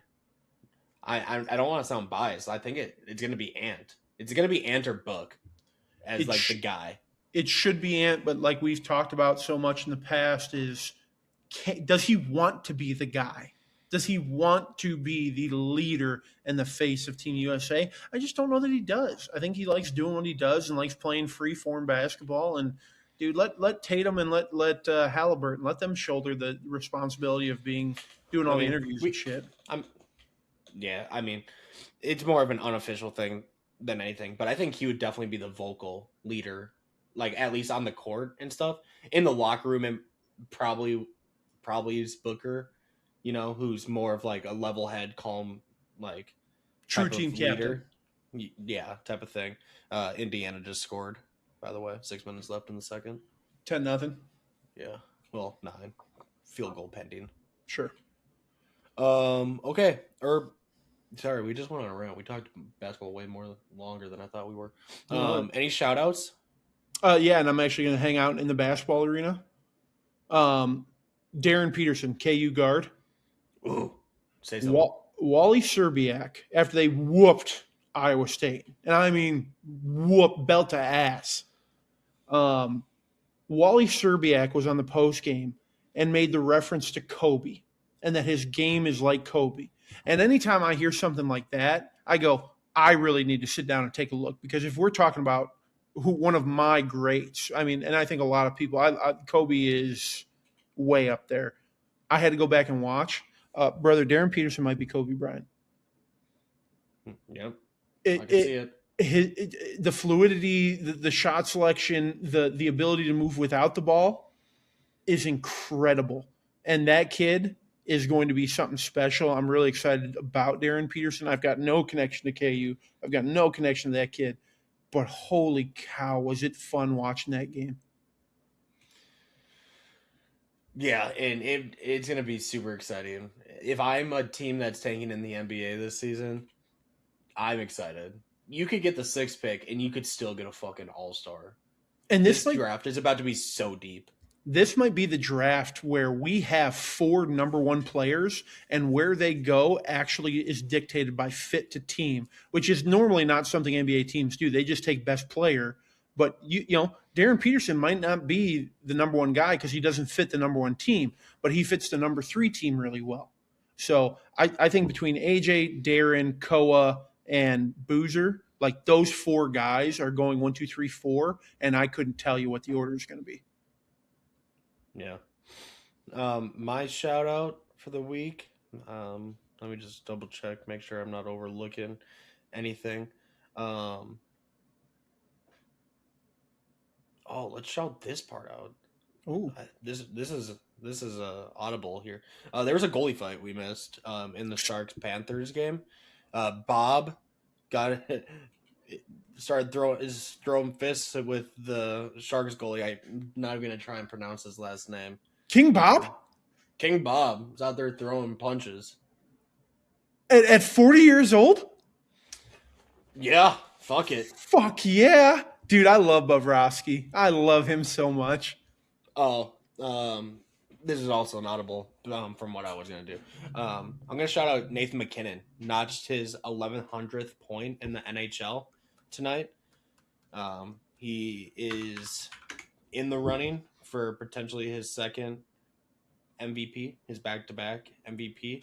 But Nathan McKinnon, the face of maybe the greatest NHL team we've ever seen before, ever, in the Colorado Avalanche. So we'll shout him out. I always say it. There in every sport, there are about 5 teams that when they're good, the league is good, the sport is good. I think the Colorado Avalanche are one of those teams that when they're good, it is fun to watch NHL hockey. One sec. You want to guess what his plus or minus? Oh, I couldn't even. It's got to be absurd. So, for just like a baseline, Colorado is the leading team in goals scored and the leader in fewest goals allowed as your bases. If you had to guess, they have played. How many games have they played? He has played 47 games. Give me an over-underline. I can't. I'm looking at it. And I don't even know the record in a season. Here, maybe this will help. The record in the season was Bobby Orr at plus 124 back in 1970. Okay, so he's not topping that. The most recent player on this plus or minus thing was Johnny Gaudreau in 2021, and he had a plus 64. I'm guessing he's like plus 80. No. Oh. Where's he at? Plus 49. Huh. They have scored 49 more goals with him on the ice. Yeah. That's fucking crazy. Wow. Yeah. He just got paid too, didn't he, in the offseason? Or was that last year? I don't know if it was this offseason or the previous one. But it's still, whatever he's getting paid, it's probably not enough. Let's be completely honest. Oh, the NHL never is, right? Right. Okay. But that's all I got. So thanks, everybody, for listening to another episode of Don't Quote Us Sports. Episode 39 is in the books. Make sure to leave a like, comment, subscribe, follow, tell somebody you know to give us a listen, and we will catch you on next week's episode. See you. Peace.